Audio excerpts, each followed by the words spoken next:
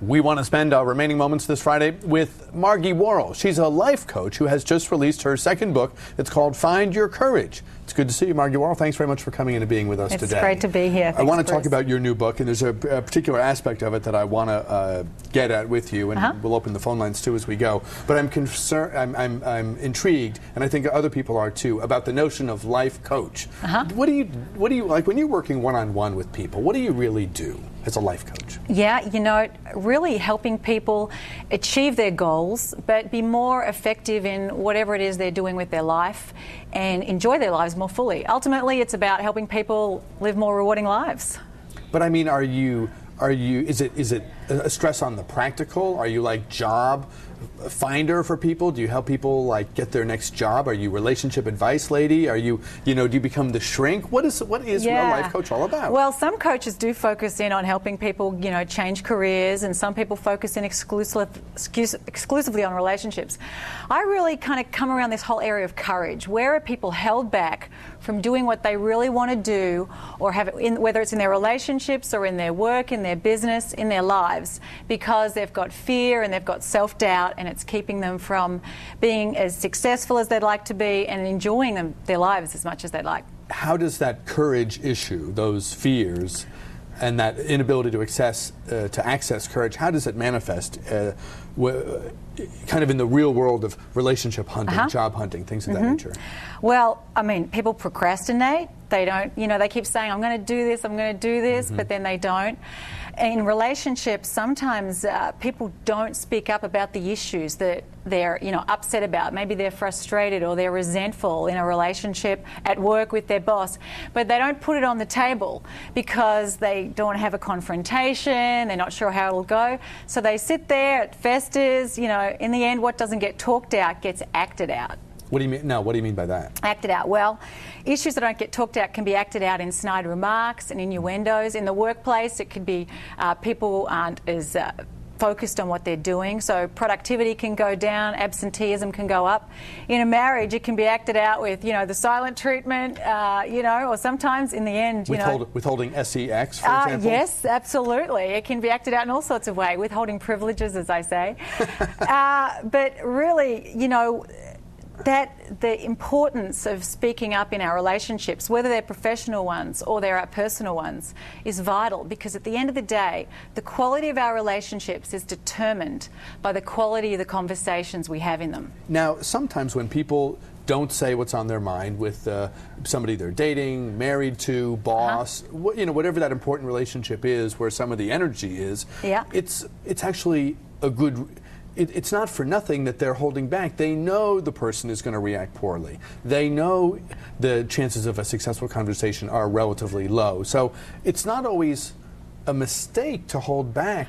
Well, of course, you can't argue that every conversation that you want to have is destined for success, because they're not all going to be. And of course it never serves a relationship to say everything that's on our mind. But if you think about the best quality relationships that you have, whether it's with your wife or your best friends, they're the kind of relationships where you can really share a lot of how you feel, because there's a lot of trust there.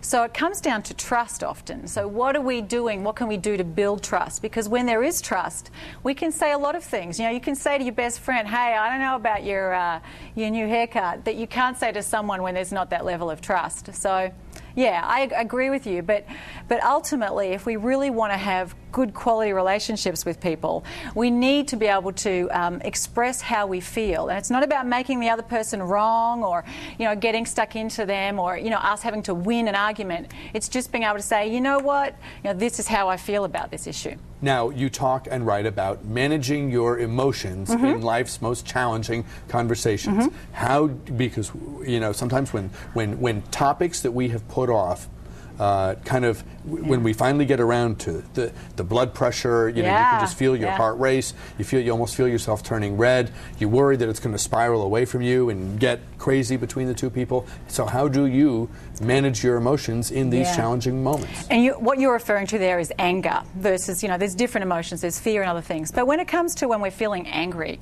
we never say something that serves the relationship when we're coming from feeling really angry. So when we're feeling angry, we need to just take a break, because there's not going to be a positive outcome if you're speaking up when you're angry, because you're going to say something that ends up damaging trust, like I was just saying. So when someone else is angry, likewise, if you respond, defensively, it ends up escalating the whole thing.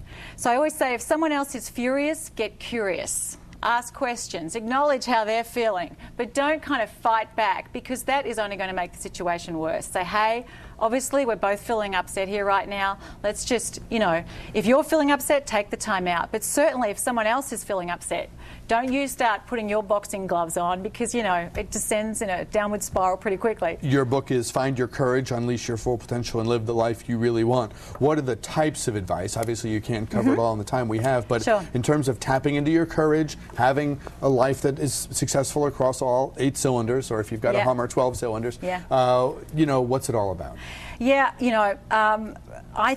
I guess the crux of the book was, I wrote this book because I see so many people not living the lives they really want to live. They're held back because of fear or self-doubt. So I guess it's really about, what is it that you really want out of life? Who is it you really want to be in the world? What is it you really want to achieve? And then breaking that down into the goals, the shorter-term goals. But it's creating a vision that makes our life more meaningful, whether it's in our relationships, in our careers, or in our business. So the book's broken into 12 acts of courage. The first one is just to take the courage, to find courage to be responsible for your life.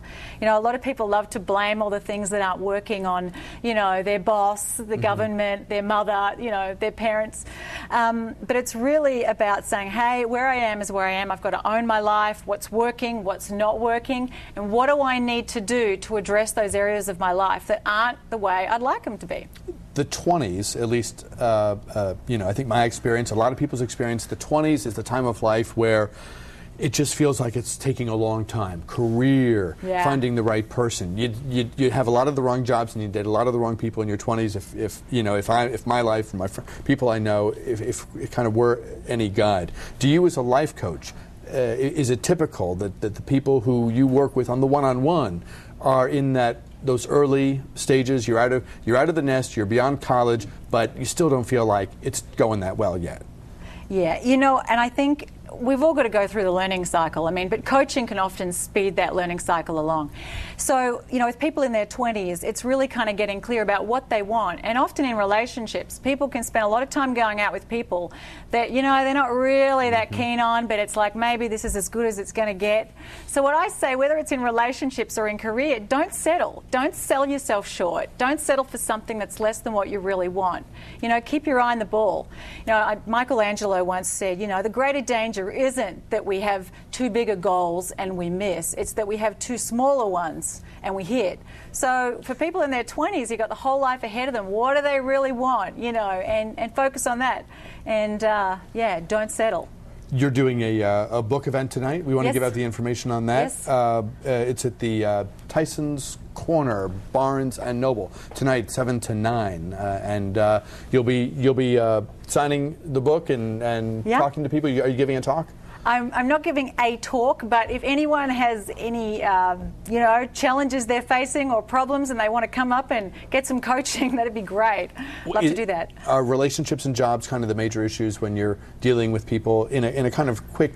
Yeah, I think relationships are a key one, because, the quality of our relationships really for a large part determines the quality of our life. So when people's relationships aren't doing too well, that causes a lot of pain. So but often, careers as well too. People are feeling stuck or things aren't going as they'd like, and what do? How do they get powerful? So. Finding the courage to break out of the gate. That's the name of the book. Find Your Courage, Unleash Your Full Potential, and Live the Life You Really Want. Margie Warrell, thanks very much for your time. Great talking with you. Pleasure. Lovely having you in.